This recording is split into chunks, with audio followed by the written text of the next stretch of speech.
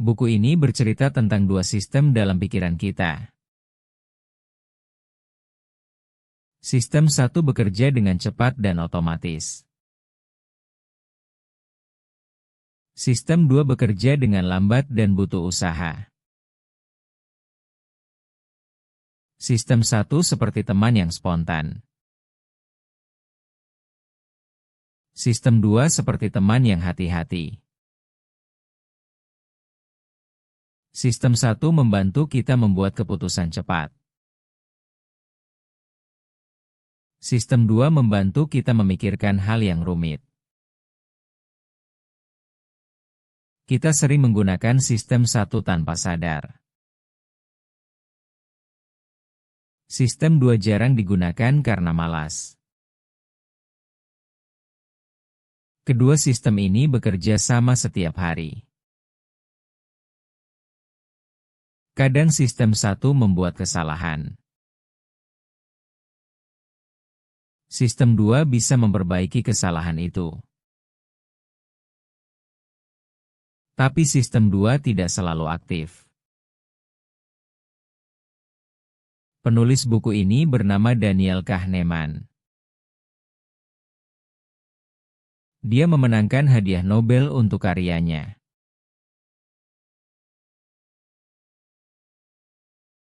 Sistem dua membutuhkan perhatian untuk bekerja.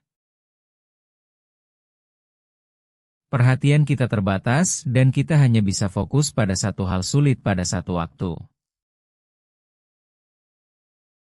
Ketika kita berpikir keras, pupil mata kita melebar. Ini adalah tanda bahwa otak kita bekerja lebih keras. Aktivitas mental yang sulit membuat kita merasa lelah. Sistem satu bekerja dengan cepat dan tanpa upaya.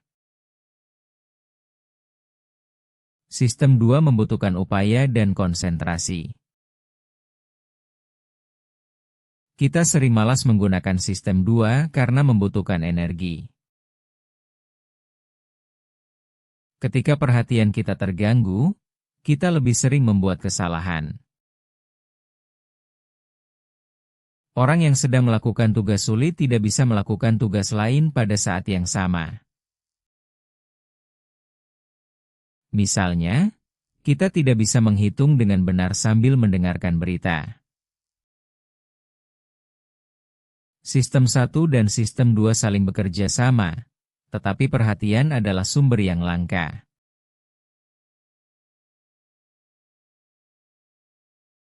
Sistem dua adalah pengendali yang malas. Sistem dua tidak suka bekerja keras. Ia hanya aktif ketika perlu. Misalnya, saat kita menghitung angka besar. Atau saat kita harus membuat keputusan sulit. Sebagian besar waktu, kita menggunakan sistem satu. Sistem satu cepat dan otomatis. Namun, sistem satu sering membuat kesalahan. Maka, sistem dua harus mengoreksinya. Tapi karena malas, sistem dua sering tidak mengoreksi. Ini menyebabkan kita mudah tertipu. Contohnya, ilusi optik membuat kita salah lihat. Sistem dua bisa melihat bahwa itu ilusi, tapi perlu usaha. Jadi, kita harus belajar untuk menggunakan sistem dua lebih sering. Dengan begitu, kita bisa membuat keputusan yang lebih baik.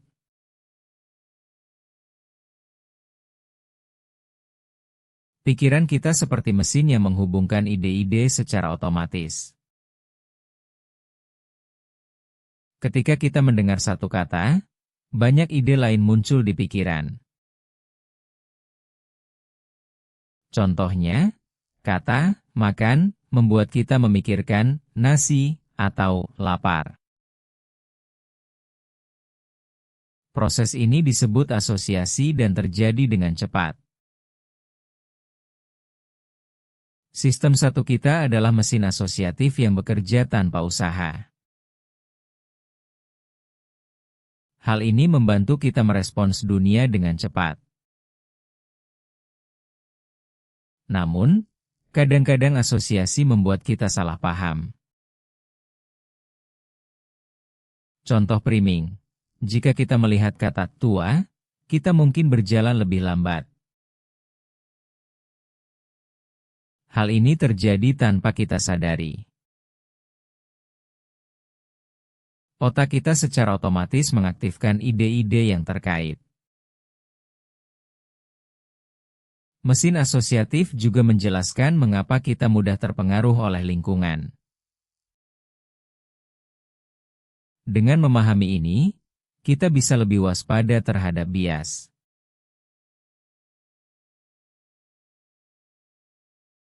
Kemudahan kognitif adalah perasaan bahwa sesuatu mudah dipikirkan atau diproses. Ketika kita merasa mudah, kita biasanya lebih santai dan percaya diri. Sistem satu bekerja dengan cepat saat kita dalam keadaan mudah kognitif. Sistem 2 jarang aktif karena kita tidak merasa perlu berpikir keras. Contoh kemudahan kognitif adalah membaca teks dengan tulisan jelas dan besar. Kita lebih percaya pada informasi yang mudah dibaca. Kemudahan kognitif juga membuat kita lebih suka hal-hal yang familiar. Mengulang kata atau kalimat membuat kita merasa lebih nyaman. Tapi kemudahan ini bisa menipu kita. Kita mungkin percaya pada berita palsu hanya karena mudah diingat. Ketika sesuatu sulit dipahami, kita merasakan ketegangan kognitif. Ketegangan kognitif membuat sistem 2 ikut bekerja. Jadi, kita harus waspada dengan perasaan mudah ini.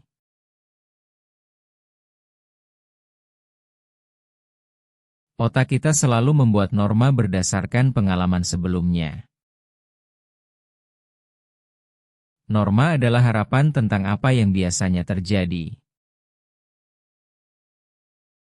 Ketika sesuatu terjadi di luar norma, kita merasa terkejut. Kejutan membuat kita ingin mencari penyebabnya. Kita sering berpikir bahwa ada seseorang atau sesuatu yang menyebabkan kejutan itu. Sistem satu kita cepat dalam mencari hubungan antara peristiwa. Kadang kita melihat pola yang tidak benar-benar ada. Kita cenderung percaya bahwa setiap kejutan pasti ada penyebabnya. Ini disebut juga sebagai bias kausal. Kausal berarti hubungan sebab akibat. Norma dan kejutan membantu kita memahami dunia dengan cepat. Namun, terkadang pemahaman ini tidak akurat.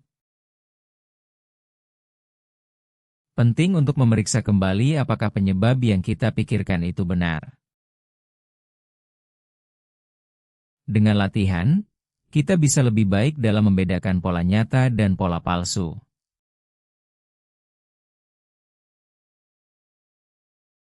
Pikiran kita sering membuat keputusan cepat tanpa berpikir panjang. Sistem satu adalah bagian otak yang bekerja otomatis dan cepat. Sistem ini membantu kita bertahan hidup dalam situasi berbahaya. Namun, sistem satu juga sering membuat kesalahan karena terlalu cepat menyimpulkan. Kita cenderung percaya pada informasi yang mudah diingat. Ini disebut cognitive ease atau kemudahan kognitif. Ketika sesuatu terasa familiar, kita menganggapnya benar. Otak kita malas dan suka menggunakan jalan pintas. Jalan pintas ini disebut heuristik. Heuristik berguna tetapi juga bisa menipu kita. Contohnya, kita sering membuat cerita dari sedikit informasi. Ini karena kita ingin semuanya masuk akal.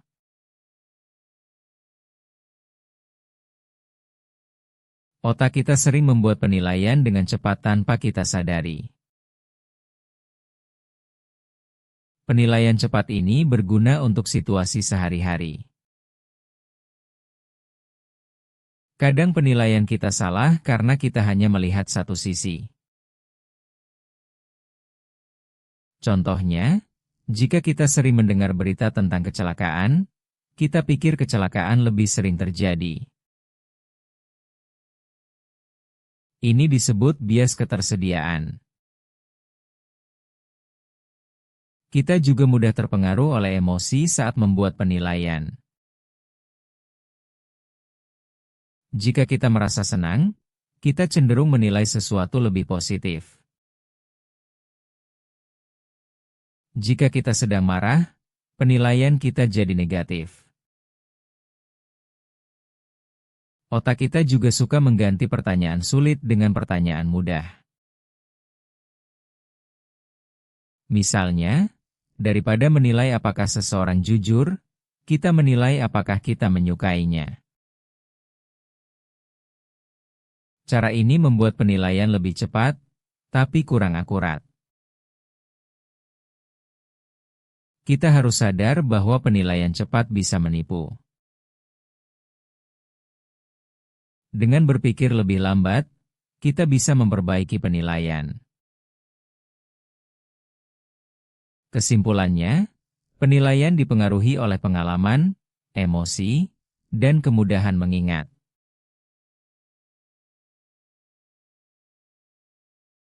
Ketika kita menghadapi pertanyaan yang sulit, otak kita sering menggantinya dengan pertanyaan yang lebih mudah.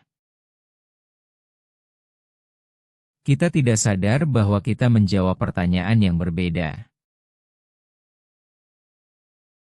Contoh, seberapa bahagia Anda? Adalah pertanyaan sulit. Otak Anda mungkin menggantinya dengan, apa suasana hati saya sekarang? Ini adalah jalan pintas mental yang disebut substitusi. Sistem 1 melakukan substitusi ini secara otomatis. Kita sering tidak memeriksa apakah jawaban kita benar untuk pertanyaan asli. Substitusi dapat menyebabkan kesalahan dalam penilaian. Contoh lain, apakah Anda mendukung kandidat ini? Menjadi, apakah saya menyukai kandidat ini? Pertanyaan tentang perasaan lebih mudah dijawab daripada pertanyaan tentang fakta. Kita harus waspada agar tidak tertipu oleh substitusi. Dengan berpikir lambat, kita bisa memeriksa apakah kita menjawab pertanyaan yang benar.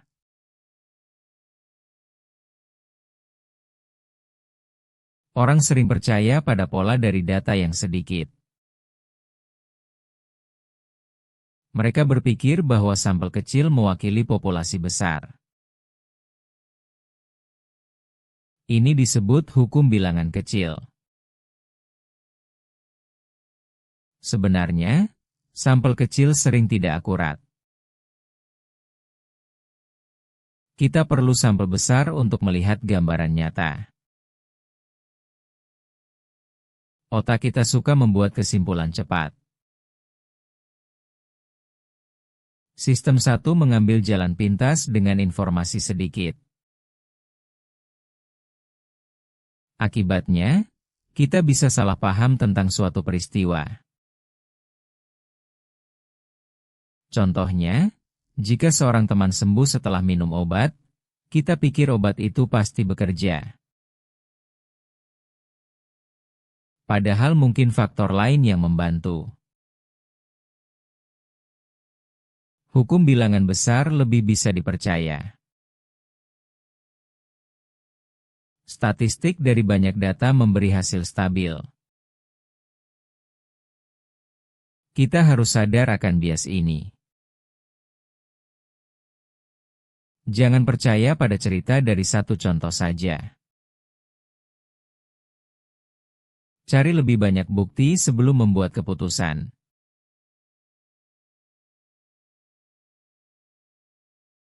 Saat kita melihat angka pertama, angka itu memengaruhi keputusan kita. Fenomena ini disebut efek jangkar. Misalnya, toko menulis harga asli yang tinggi, lalu harga diskon. Harga asli yang tinggi menjadi jangkar. Akibatnya, kita pikir harga diskon itu murah. Jangkar juga bekerja dalam negosiasi. Jika penjual meminta harga tinggi, pembeli akan menawar lebih tinggi. Otak kita tidak bisa mengabaikan jangkar begitu saja. Bahkan angka acak bisa menjadi jangkar. Dalam satu eksperimen, orang memutar roda keberuntungan. Angka yang keluar memengaruhi perkiraan mereka. Kita harus sadar akan efek jangkar agar tidak tertipu.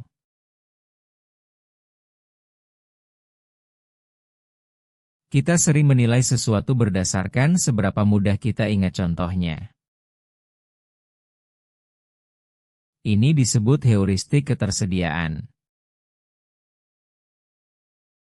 Contoh yang baru terjadi lebih mudah diingat. Karena itu, kita pikir kejadian itu lebih sering terjadi. Contoh, orang lebih takut kecelakaan pesawat daripada kecelakaan mobil. Padahal kecelakaan mobil lebih umum. Berita tentang kecelakaan pesawat lebih menonjol. Otak kita menggunakan kemudahan mengingat sebagai petunjuk. Petunjuk ini sering salah. Iklan memanfaatkan heuristik ini.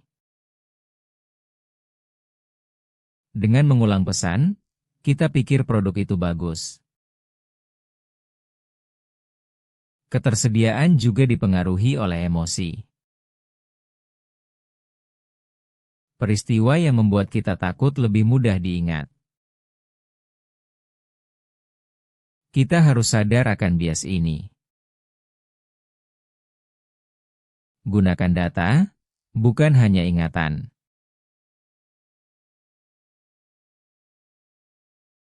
Orang sering menilai risiko berdasarkan seberapa mudah mereka mengingat contoh kejadian serupa.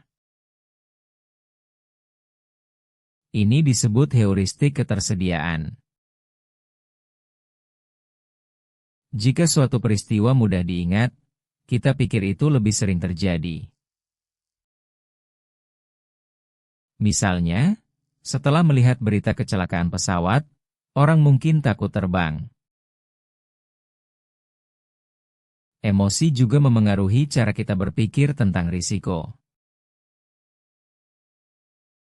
Ketika kita takut, kita cenderung membesar-besarkan bahaya. Ketika kita senang, kita meremehkan risiko. Kahneman menjelaskan bahwa perasaan sering mendahului pikiran. Ini membuat penilaian kita tidak selalu rasional. Berita yang dramatis dan baru lebih mudah diingat. Karena itu, kita mungkin terlalu takut pada hal yang jarang terjadi. Kita juga bisa mengabaikan risiko yang sebenarnya lebih besar tetapi kurang menarik perhatian.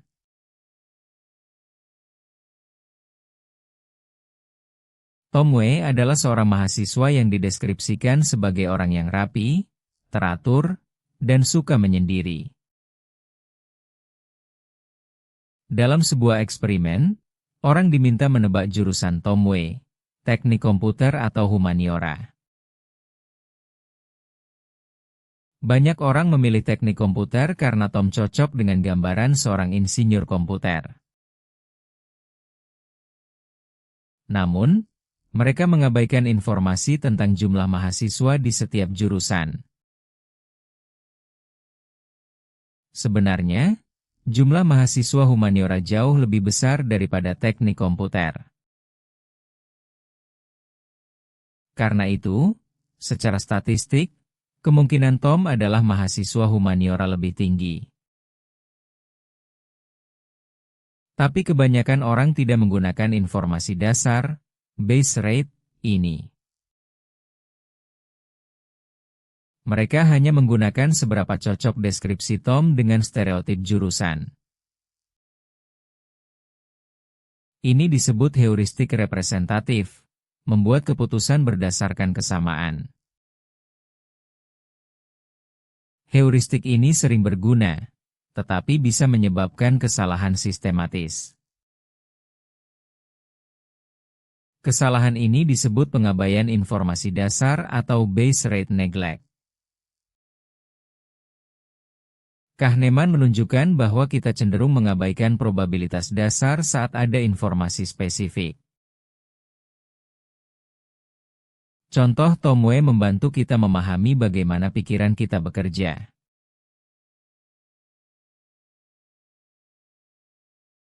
Linda adalah seorang wanita berusia 31 tahun, sangat aktif dalam gerakan feminis. Dalam sebuah eksperimen, orang ditanya, mana yang lebih mungkin terjadi? Pilihan pertama, Linda adalah seorang teller ban.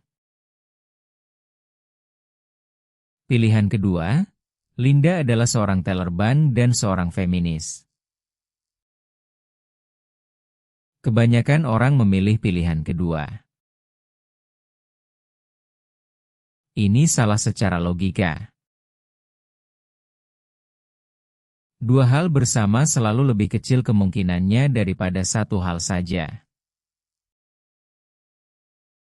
Kesalahan ini disebut konjungtion fallacy. Sistem 1 kita membuat kesalahan ini karena representativeness. Linda cocok dengan gambaran seorang feminis. Jadi kita berpikir dia lebih mungkin menjadi feminis yang juga teller ban. Padahal, probabilitas dua sifat selalu lebih rendah. Ini menunjukkan kita sering mengabaikan logika dasar. Bahkan mahasiswa statistik pun sering terjebak. Pesannya, jangan mudah percaya pada intuisi.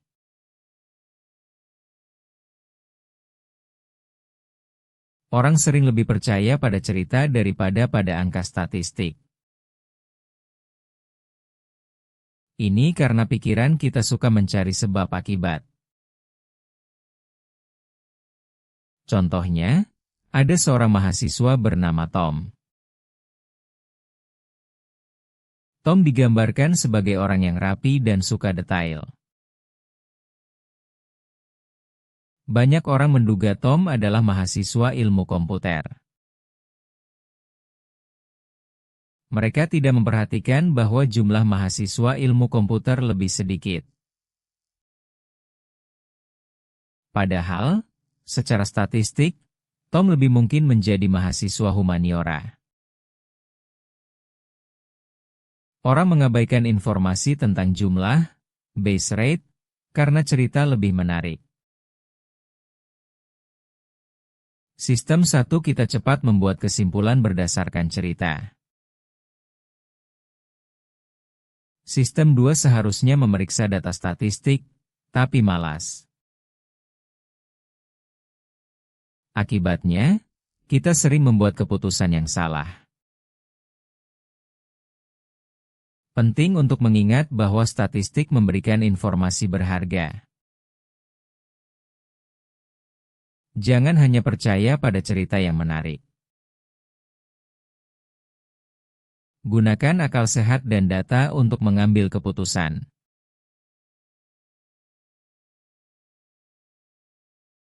Regresi ke rata-rata adalah konsep statistik yang penting. Ini menjelaskan mengapa hasil yang sangat ekstrim biasanya diikuti oleh hasil yang lebih mendekati rata-rata. Misalnya, jika seorang atlet berlari sangat cepat hari ini, besok ia mungkin tidak secepat itu. Ini bukan karena kesalahan atau perubahan kemampuan, tetapi karena variasi normal. Banyak orang salah mengartikan regresi sebagai sesuatu yang disebabkan oleh tindakan sebelumnya. Mereka membuat cerita yang salah untuk menjelaskan mengapa sesuatu kembali ke rata-rata. Kahneman mengatakan bahwa intuisi kita sering gagal memahami regresi. Kita cenderung mencari pola di mana tidak ada pola. Contoh lain, setelah penerbangan yang sangat mulus, pilot mungkin mendapat pujian. Tapi penerbangan berikutnya mungkin tidak semulus itu, bukan karena pilot menjadi lebih buruk. Regresi ke rata-rata terjadi di banyak bidang seperti olahraga, pendidikan, dan bisnis. Memahami konsep ini membantu kita tidak membuat kesimpulan yang salah. Kita harus ingat bahwa keberuntungan juga berperan dalam hasil ekstrim. Jangan terlalu cepat memberi penghargaan atau hukuman berdasarkan satu hasil. Regresi adalah fenomena alami yang perlu kita terima.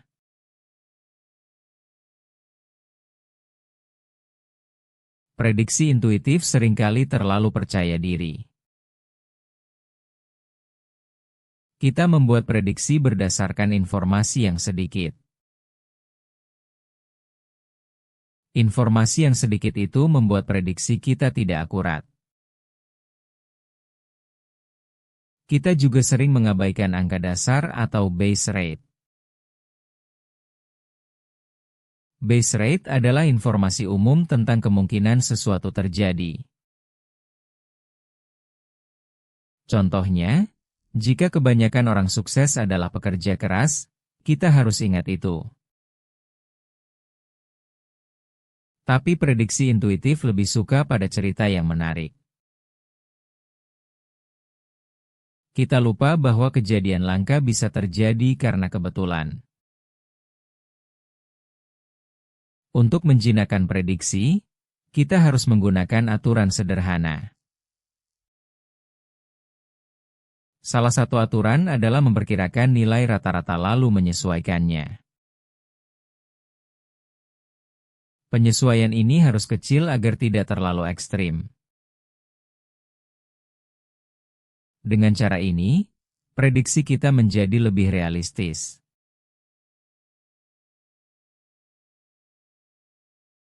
Kita sering berpikir bahwa kita mengerti mengapa sesuatu terjadi.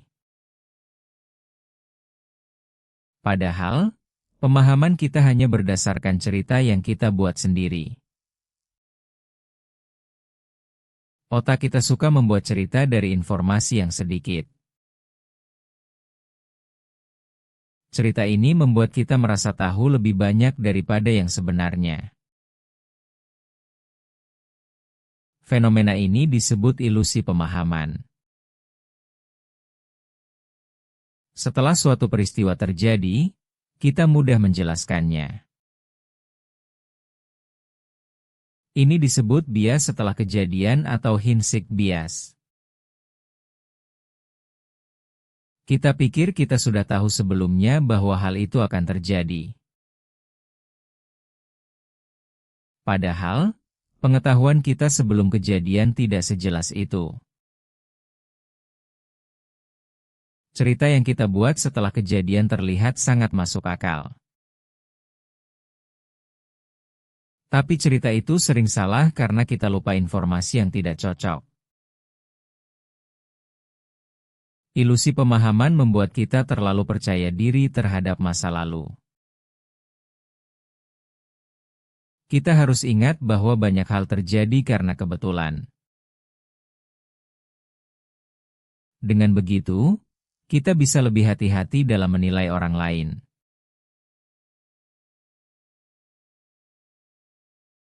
Orang sering merasa yakin dengan prediksi mereka meskipun tidak ada cukup bukti. Ilusi validitas terjadi ketika kita terlalu percaya pada kemampuan kita untuk menilai situasi. Contohnya, seorang guru mungkin yakin bahwa seorang murid akan sukses hanya dari nilai awalnya. Padahal, banyak faktor lain yang mempengaruhi hasil akhir. Pikiran kita suka membuat cerita yang masuk akal dari informasi yang sedikit. Kita sering mengabaikan fakta bahwa informasi tersebut belum cukup untuk membuat kesimpulan.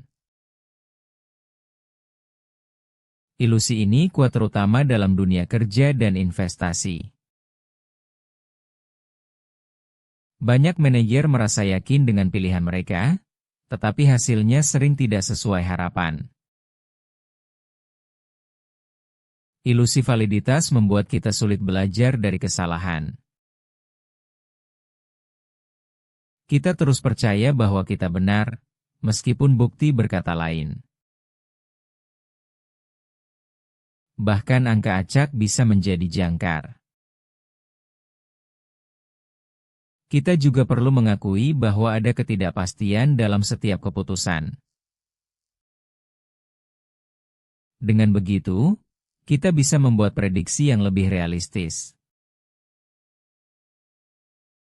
Ingatlah bahwa kepercayaan diri yang tinggi belum tentu berarti prediksi itu benar.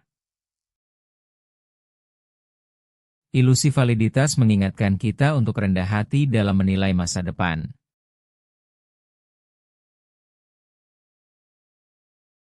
Para ahli sering percaya pada intuisi mereka untuk membuat prediksi. Namun, penelitian menunjukkan bahwa rumus sederhana sering lebih akurat. Misalnya, rumus statistik bisa memprediksi nilai mahasiswa lebih baik daripada dosen. Intuisi manusia dipengaruhi oleh banyak bias dan emosi. Rumus menggunakan data secara konsisten tanpa terpengaruh perasaan. Salah satu contoh terkenal adalah rumus untuk memprediksi kesuksesan dalam pekerjaan. Rumus itu menggunakan faktor-faktor seperti pengalaman dan tes. Hasilnya sering lebih baik daripada penilaian dari pewawancara. Kahneman juga menjelaskan bahwa kombinasi intuisi dan rumus bisa berguna. Tetapi, dalam banyak situasi, rumus saja sudah cukup kuat. Kita harus belajar kapan harus percaya pada intuisi dan kapan tidak. Menggunakan rumus bisa membantu kita membuat keputusan yang lebih baik. Intinya, jangan terlalu mengandalkan perasaan dalam prediksi.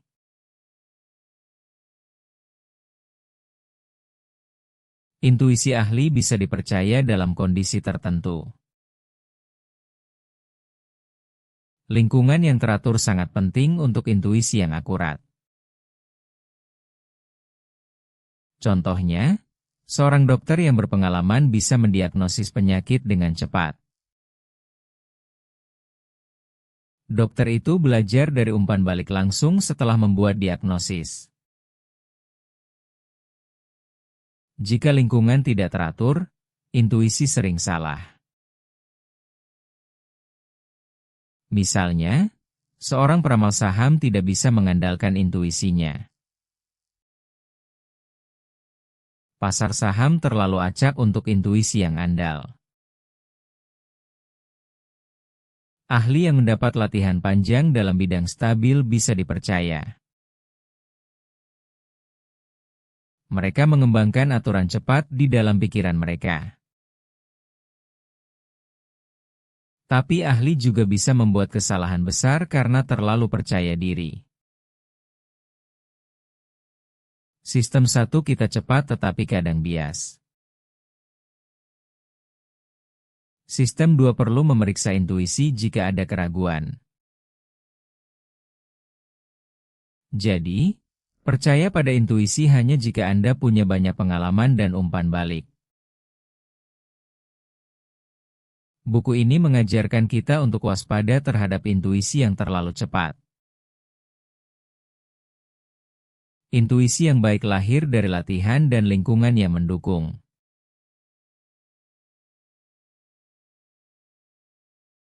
Orang sering melihat masalah hanya dari dalam. Pandangan luar melihat situasi seperti orang lain. Kita terlalu fokus pada rencana kita sendiri. Pandangan luar menggunakan informasi dari kasus serupa. Ini membantu kita membuat prediksi yang lebih akurat. Ketika merencanakan proyek, kita harus bertanya pada referensi. Referensi adalah hasil dari proyek yang sama sebelumnya. Dengan pandangan luar, kita bisa melihat waktu dan biaya real. Orang cenderung optimis dan lupa kesulitan. Pandangan luar mengurangi bias optimisme ini. Manajer proyek yang baik menggunakan pandangan luar. Mereka mencari data dari proyek lain yang serupa. Pandangan dalam membuat kita buta terhadap realitas. Dengan pandangan luar, kita lebih siap menghadapi risiko. Ini adalah alat sederhana untuk perencanaan yang lebih baik.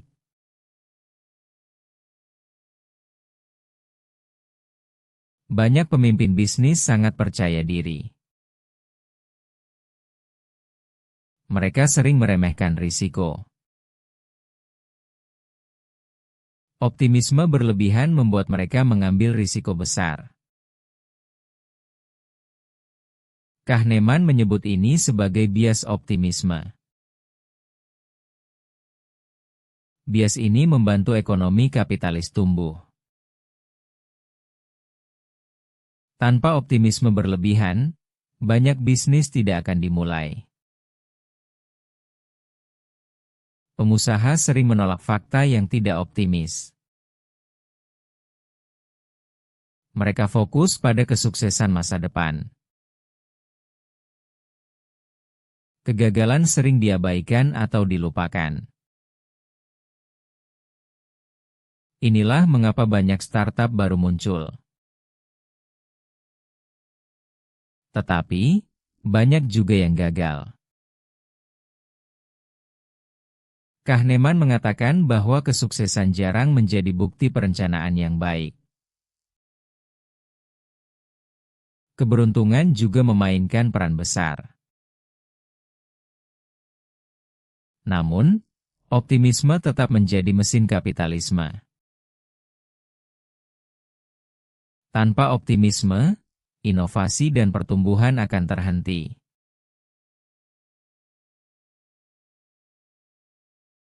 Daniel Bernoulli adalah seorang ilmuwan yang hidup di abad ke-18. Dia menciptakan teori tentang bagaimana orang membuat keputusan. Teorinya disebut expected utility theory atau teori utilitas yang diharapkan. Bernoulli berpikir bahwa orang selalu memilih pilihan yang paling menguntungkan. Namun, Kahneman menunjukkan bahwa ini tidak selalu benar. Orang sering takut kehilangan lebih dari mereka senang mendapatkan. Ini disebut loss aversion atau keengganan terhadap kerugian. Selain itu, orang juga salah dalam menilai probabilitas kecil. Mereka terlalu mementingkan kejadian yang jarang terjadi.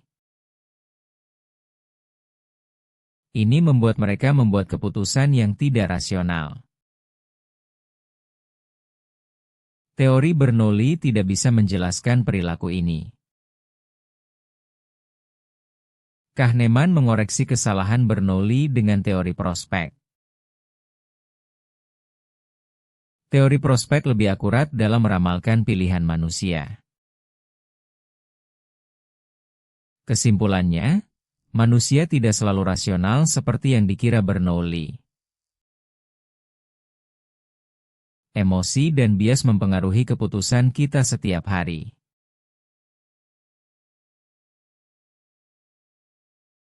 Teori prospek menjelaskan bagaimana orang membuat keputusan dalam situasi tidak pasti. Teori ini dikembangkan oleh Daniel Kahneman dan Amos Tversky.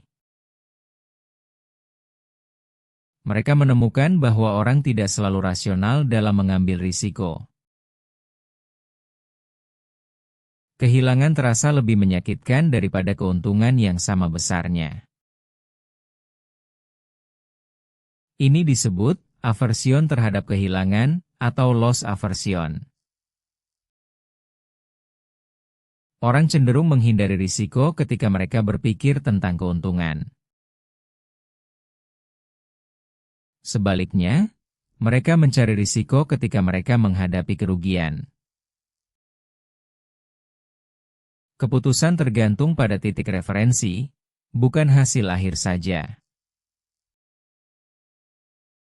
Misalnya, jika Anda mulai dengan Rp100.000 dan kehilangan Rp20.000, itu terasa berbeda dari jika Anda mulai dengan Rp80.000. Teori ini juga menunjukkan bahwa orang terlalu sensitif terhadap perubahan kecil. Bentuk grafik fungsi nilai berbentuk S lebih curam untuk kerugian daripada keuntungan. Probabilitas juga dinilai tidak linear. Orang cenderung melebih-lebihkan kemungkinan kecil. Teori prospek membantu menjelaskan banyak perilaku ekonomi yang aneh. Teori ini menjadi dasar untuk ekonomi perilaku modern.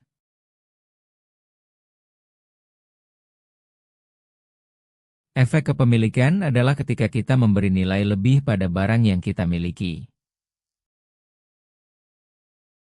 Kita sering merasa barang kita lebih berharga daripada barang yang sama milik orang lain. Misalnya, jika kita memiliki sebuah cangkir, kita akan meminta harga tinggi untuk menjualnya. Namun, jika kita tidak memiliki cangkir itu, kita hanya mau membayar sedikit. Ini menunjukkan bahwa kita tidak suka kehilangan sesuatu.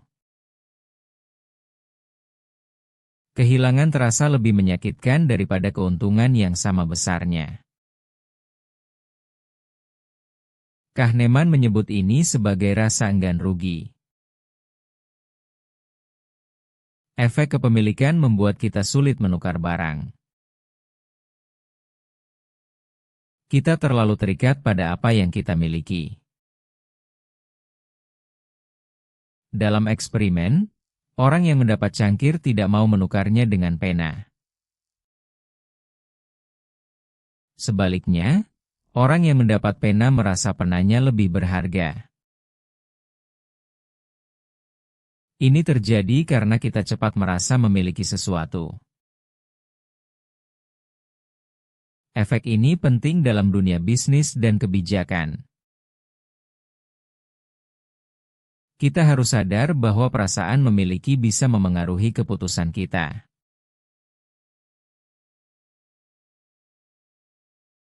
Orang lebih ingat peristiwa buruk daripada peristiwa baik.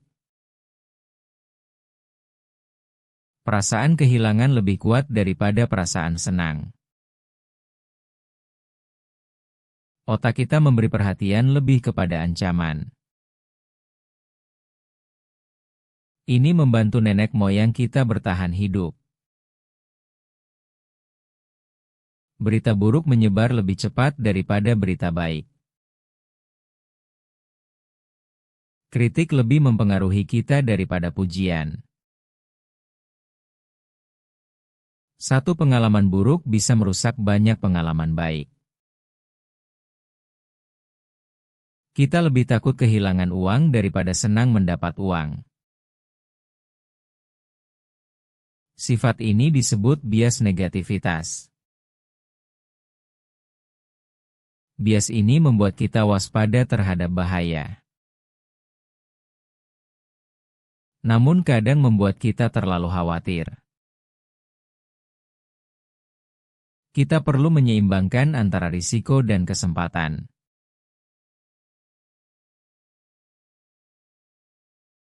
Pola 4 bagian menjelaskan bagaimana kita bereaksi terhadap kemungkinan untung dan rugi. Kita cenderung menghindari risiko saat sudah pasti untung. Sebaliknya, kita mencari risiko saat sudah pasti rugi. Untuk untung yang sangat kecil kemungkinannya, kita justru mencari risiko. Contohnya adalah membeli tiket lotre. Untuk rugi yang sangat kecil kemungkinannya, kita menghindari risiko. Contohnya adalah membeli asuransi. Pola ini terdiri dari 4 bagian: untung pasti, rugi pasti, untung kecil kemungkinan, rugi kecil kemungkinan. Setiap bagian menunjukkan sikap yang berbeda terhadap risiko. Di bagian untung pasti, kita lebih suka uang tunai daripada taruhan. Di bagian rugi pasti, kita lebih suka taruhan daripada kehilangan uang. Teori prospek menjelaskan mengapa pola ini terjadi. Emosi seperti takut dan harapan memainkan peran penting. Pola 4 bagian membantu kita memahami perilaku ekonomi sehari-hari.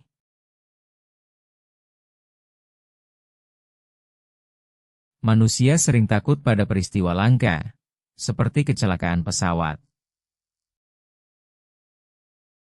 Kita melebih-lebihkan kemungkinan peristiwa langka terjadi.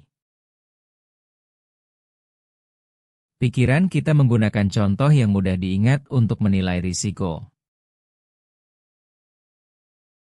Jika suatu peristiwa sering muncul di berita, kita mengira itu sering terjadi. Ini adalah heuristik ketersediaan yang membuat kita keliru. Peristiwa langka yang dramatis lebih mudah diingat daripada kejadian biasa. Karena itu, kita merasa takut pada hal yang sebenarnya jarang membahayakan kita. Contoh lain adalah lotre. Banyak orang bermain meski peluang menang sangat kecil.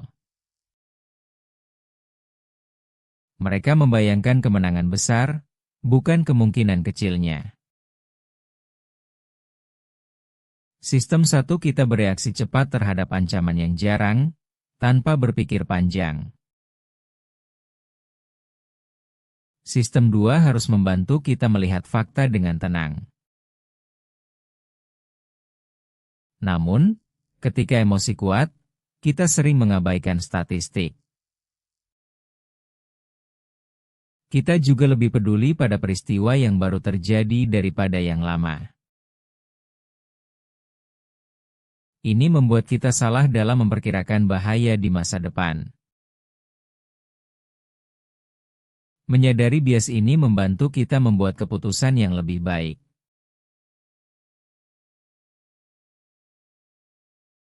Kita sering takut pada kerugian kecil satu persatu. Daniel Kahneman mengatakan kita harus melihat semua risiko bersama-sama. Ini disebut kebijakan risiko. Dengan kebijakan risiko, kita tidak memikirkan setiap hasil buruk. Kita berpikir tentang keseluruhan hasil dari banyak keputusan. Contohnya, seorang manajer investasi harus menerima kerugian kecil. Kerugian kecil itu wajar jika keuntungan jangka panjang lebih besar. Tanpa kebijakan risiko, orang terlalu takut pada kerugian. Ketakutan ini membuat mereka mengambil keputusan yang buruk. Kebijakan risiko membantu kita lebih rasional. Kita bisa melihat bahwa beberapa kerugian adalah bagian dari rencana besar. Hal ini mirip dengan cara perusahaan asuransi bekerja. Perusahaan asuransi menerima banyak klaim kecil karena mereka melihat gambaran besar. Kita bisa belajar dari mereka untuk mengelola risiko kita sendiri.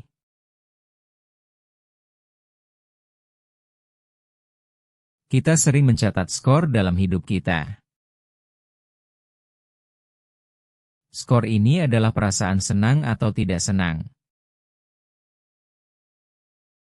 Kita membandingkan apa yang kita dapat dengan apa yang kita harapkan. Jika hasilnya lebih baik dari harapan, kita merasa senang. Jika hasilnya lebih buruk, kita merasa kecewa. Perasaan ini seperti skor yang terus berubah. Dalam hidup, kita sering hanya mengingat puncak dan akhir. Ini disebut aturan puncak akhir. Aturan ini mempengaruhi bagaimana kita menilai pengalaman. Misalnya, liburan yang berakhir buruk terasa tidak menyenangkan. Kita lupa bagian yang baik di tengah. Otak kita suka membuat ringkasan cerita. Mencatat skor membantu kita membuat keputusan. Tapi kadang skor itu menipu. Kita harus sadar bahwa ingatan tidak sempurna.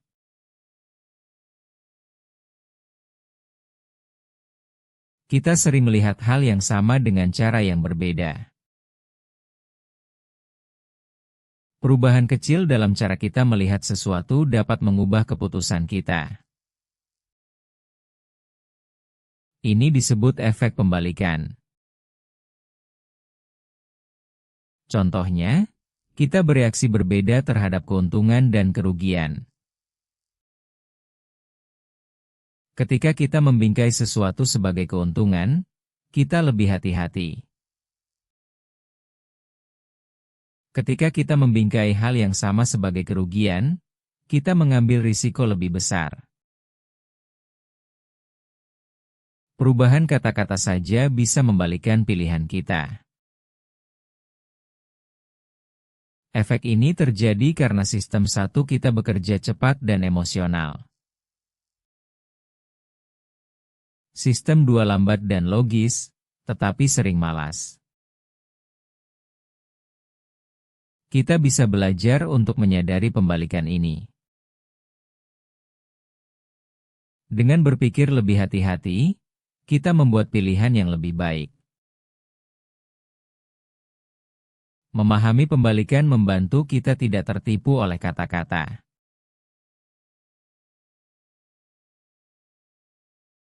Cara kita mengatakan sesuatu dapat mengubah cara orang berpikir.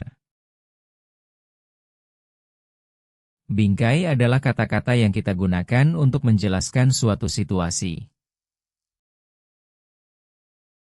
Dua bingkai yang berbeda dapat membuat orang melihat hal yang sama secara berbeda. Contohnya, kita bisa mengatakan bahwa operasi memiliki tingkat keberhasilan 90% atau tingkat kegagalan 10%. Meskipun faktanya sama, orang lebih suka mendengar tentang keberhasilan. Bingkai yang menekankan keuntungan membuat kita merasa aman. Sebaliknya, bingkai yang menekankan kerugian membuat kita takut kehilangan. Keinginan untuk menghindari kerugian sering lebih kuat daripada keinginan untuk mendapatkan keuntungan. Ini disebut dengan aversion to loss atau penghindaran kerugian.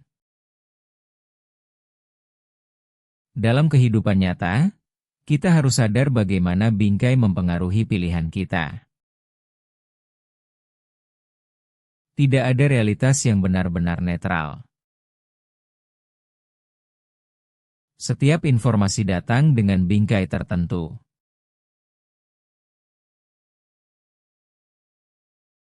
Daniel Kahneman mengatakan bahwa kita memiliki dua diri, diri yang mengalami dan diri yang mengingat.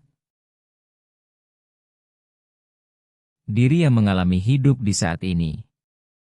Ia merasakan setiap momen secara langsung. Diri yang mengingat menyimpan cerita tentang pengalaman kita. Ia tidak peduli dengan durasi, hanya dengan momen puncak dan akhir. Aturan puncak akhir mengatakan bahwa penilaian kita tentang suatu pengalaman sangat dipengaruhi oleh perasaan pada puncak dan di akhir. Misalnya, jika sebuah film memiliki akhir yang buruk, kita cenderung mengingat film itu sebagai buruk, meskipun sebagian besar film itu bagus. Diri yang mengingat sering mengabaikan berapa lama suatu pengalaman berlangsung. Ini disebut pengabaian durasi. Akibatnya, kita bisa membuat keputusan berdasarkan ingatan yang tidak sempurna, bukan pengalaman nyata. Ada konflik antara kedua diri ini. Apa yang membuat diri yang mengingat bahagia belum tentu sama dengan apa yang membuat diri yang mengalami bahagia. Contohnya, liburan panjang dengan akhir yang menyedihkan akan diingat sebagai liburan yang buruk oleh diri yang mengingat. Sementara itu, diri yang mengalami menikmati sebagian besar liburan itu. Tapi kenangan buruk di akhir sering mendominasi.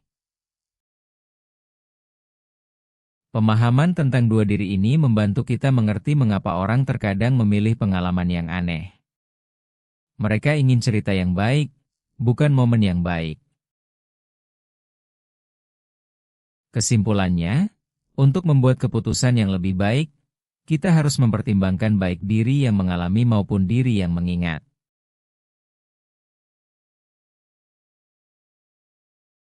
Kita mengingat hidup kita sebagai sebuah cerita, bukan sebagai kumpulan momen. Sistem 1, kita suka membuat cerita dari apa yang kita alami. Dalam cerita itu, akhir dan puncak pengalaman sangat penting. Otak kita kurang memperhatikan berapa lama suatu pengalaman berlangsung. Ini disebut durasi diabaikan atau duration neglect. Contohnya, orang lebih takut pada akhir yang menyakitkan daripada durasi yang panjang. Jadi, Pengalaman yang sama bisa dinilai berbeda tergantung akhirnya. Inilah mengapa kita sering membuat keputusan berdasarkan ingatan, bukan perasaan saat itu. Dua sisi diri kita, diri yang mengalami, dan diri yang mengingat. Diri yang mengingat menceritakan kisah hidup kita. Diri yang mengalami hanya hidup di saat ini. Kita sering lebih mendengarkan diri yang mengingat. Akibatnya, kita memilih liburan yang berakhir indah daripada liburan yang panjang tapi biasa. Ini menunjukkan bahwa kita lebih peduli pada cerita hidup kita daripada pengalaman nyata. Memahami hal ini membantu kita membuat pilihan yang lebih baik.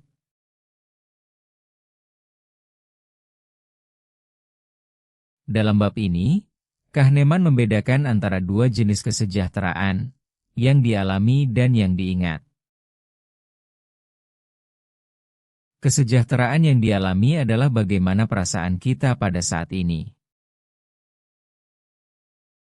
Kesejahteraan yang diingat adalah bagaimana kita menilai hidup kita ketika kita mengingatnya. Kahneman mengatakan bahwa kedua jenis ini seringkali berbeda. Misalnya, liburan bisa memiliki saat-saat tidak menyenangkan, tetapi jika berakhir dengan baik, kita mengingatnya sebagai liburan yang menyenangkan. Fenomena ini disebut aturan puncak akhir.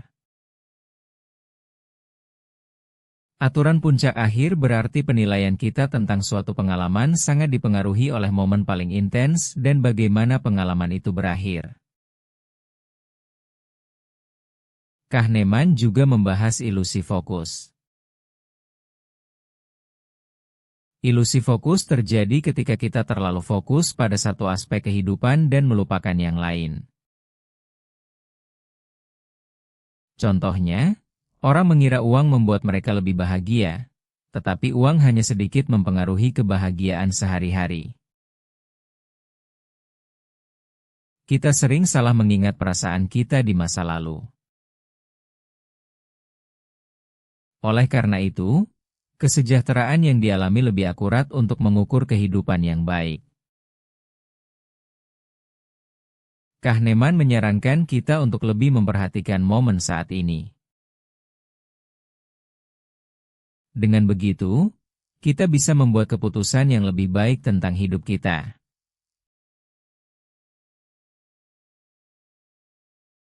Dalam bab ini, kita belajar bagaimana pikiran kita berpikir tentang kehidupan dan kebahagiaan. Kahneman menjelaskan bahwa kita memiliki dua diri, diri yang mengalami dan diri yang mengingat. Diri yang mengalami hidup di saat ini. Diri yang mengingat menceritakan kisah hidup kita. Ketika kita berpikir tentang hidup kita sering mendengarkan diri yang mengingat. Ini dapat menyebabkan kesalahan dalam cara kita menilai kebahagiaan kita. Misalnya, seseorang yang sedang liburan mungkin memiliki akhir yang buruk untuk perjalanan. Diri yang mengingat akan mengingat hanya akhir yang buruk, bukan bagian yang baik. Ini disebut aturan puncak akhir. Kita menilai pengalaman berdasarkan momen puncak dan akhirnya. Kita juga memiliki ilusi fokus, kita berpikir beberapa hal sangat penting. Tetapi ketika kita fokus pada hal lain, kita melihat hal itu tidak begitu penting. Untuk kebahagiaan, lebih baik menghabiskan waktu untuk pengalaman, bukan barang. Buku itu mengatakan kita dapat membuat pilihan yang lebih baik untuk meningkatkan kepuasan hidup kita.